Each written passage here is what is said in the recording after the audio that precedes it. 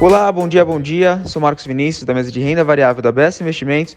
Estamos começando o nosso BS Cash desse sextou, dia 14 de maio. E para a gente já começar com o pé direito, aquele resumo bom, né, para falar sobre a alta da nossa bolsa.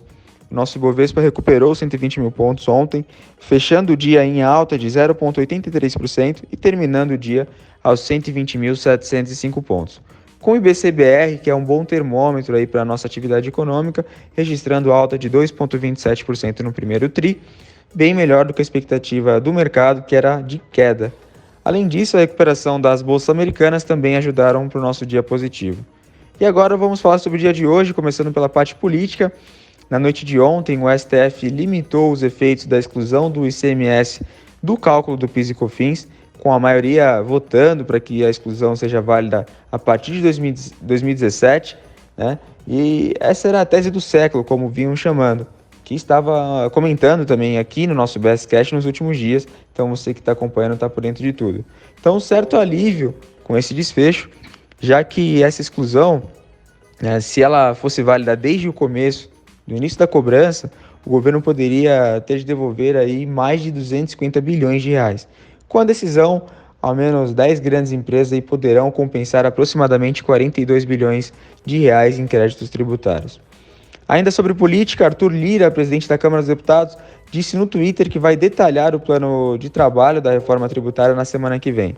Com a pasta avançando, em entrevista à revista Exame, Guedes afirmou que o real deve se fortalecer e teríamos uma retomada sustentada e não apenas cíclica. Então estamos na torcida para que isso de fato aconteça. Lá das empresas, alguns resultados importantes do primeiro TRI foram divulgados. A Petrobras registrou lucro de 1,16 bilhão de reais, revertendo o prejuízo que teve no mesmo período do ano passado. O lucro veio abaixo das expectativas dos analistas, a mediana das projeções indicava ali um lucro de aproximadamente 4,7 bilhões de reais. Ainda assim, né, ela está saindo ali de um prejuízo no mesmo período do ano passado para um lucro, então ainda tem seu lado positivo.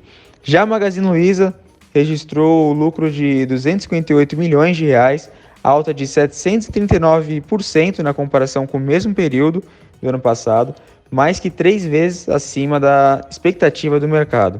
E o EBITDA mais que dobrou para 695 milhões de reais, ficou aproximadamente aí 20% acima das projeções. Sobre vacinas, é importante a gente acompanhar a evolução, né? A gente vem comentando por aqui, temos 37,7 milhões de pessoas que receberam pelo menos uma dose da vacina, aproximadamente 17,8% da população. Do lado negativo, a falta de insumos preocupa.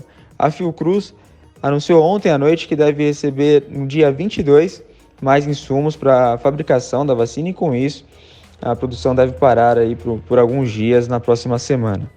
Então agora vamos dar uma olhada nos principais mercados pelo mundo, 7h25 da manhã, futuros em Nova York começando o dia em alta, Dow Jones sobe 0,41%, S&P 500 sobe 0,61% e Nasdaq em alta de 1,07%.